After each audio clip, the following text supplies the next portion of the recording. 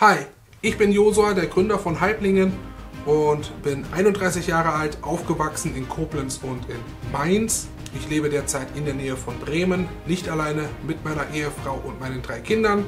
Das jüngste ist jetzt 6 Monate alt, 1 Jahr und 3 Jahre. Wenn ich mich nicht mit Halblingen beschäftige, sind meine Hobbys alte, historische Techniken und Methoden, Handwerke und auch Dinge, die mit der Natur verbunden sind, wie das Überleben in der Wildnis mit alten Methoden. Dazu kommt American Football und ja, wer hätte es gedacht, die Werke von Tolkien. So viel erstmal von mir. Was würdest du gerne noch von mir erfahren?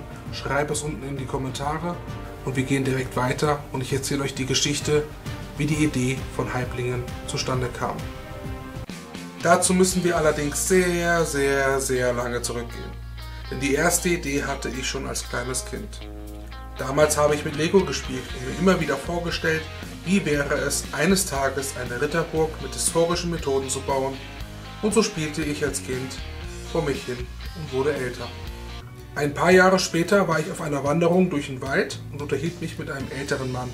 Und er erzählte mir, dass dieses Projekt schon in Frankreich existiert, nennt sich Gueux-Dilon, und die bauen eine Burg mit historischen Methoden und wollen irgendwann im Jahr 2022 bis 2025 mit der Burg fertig werden. Ein paar Jahre später heiratete ich meine wundervolle Frau, die mich dann eines Tages damit überraschte, dass wir eine Reise nach Frankreich zur besagten Burg unternahmen. Dort blühten meine Fantasien wieder auf. Und eines Tages saßen wir zusammen an einem Tisch und meine Frau fragte mich, was willst du eigentlich mit deinem Leben machen? Was ist das Ziel? Und damals erzählte ich ihr das erste Mal von meinem Konzept von Halblingen. Ein Dorf, in dem man Halblinghöhlen baut, in dem altes Handwerk gerettet wird.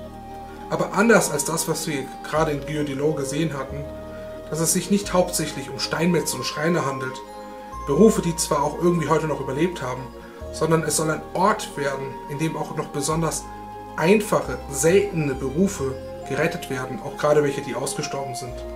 Sowas wie Butzenmacher, Mollenhauer, Schattenrisszeichner, Berufe, die kaum heute noch jemand kennt.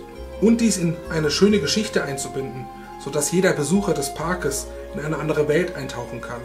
Junge Menschen, die sich vielleicht noch gar nicht so für altes und historisches Handwerk interessieren, eine Spannung dafür entwickeln können.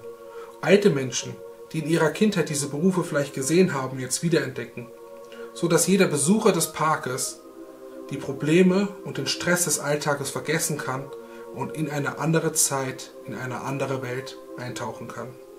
Nach diesem Abend fing alles an. Ich habe angefangen, alle meine Ideen aufzuschreiben.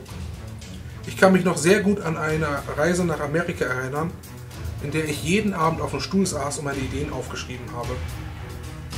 Zum Beispiel auf Hawaii. Dort habe ich angefangen, Halblinghöhlen zu entwickeln und zu zeichnen. Dort kam ich auch auf die Idee für die Winzerhöhle, die wir heute gezeichnet sehen, beziehungsweise deren Vorvision. Zum anderen hat mich auf Hawaii wahnsinnig das polynesische Kaltstadtzentrum geprägt.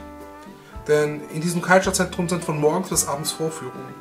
Nicht so wie in deutschen Museumsparks, wo man einmal Eintritt bezahlt, dann einen Raum hat, in dem Werkzeuge stehen, man sich das angucken kann und mit Glück hat man eine Person, die einem erzählt, wie dort gearbeitet wurde. Sondern im Gegenteil, im polynesischen Kaltstadtzentrum waren den ganzen Tag Vorführungen von morgens bis abends. Man konnte von einer zur nächsten gehen und sich anhören, wie die Techniken funktioniert haben und sich das zeigen lassen. Und nicht nur, dass man sich zeigen lassen konnte, man konnte mitmachen, man konnte ausprobieren. Es war lebendig. Und das ist genau das, wie es später auch bei uns sein soll. Es wurden mehr und mehr Notizen und die Ideen sammelten sich. Und dann, im Mai 2021, beschloss ich, diesen Park wirklich umzusetzen. Ich kratzte jeden Euro zusammen und habe eine GmbH gegründet. Zu diesem Zeitpunkt war ich noch alleine. Fing aber dann an, meinem Freundeskreis und meiner Familie von der Idee zu erzählen. Und dass ich eine GmbH schon gegründet hatte. Einige hielten mich für verrückt, andere bewunderten den Mut und wieder andere entschieden sich, mir bei meiner Idee zu helfen und mich zu unterstützen. Und daraus entstand das heutige Team, ohne die dieses Projekt nie so weit gekommen wäre.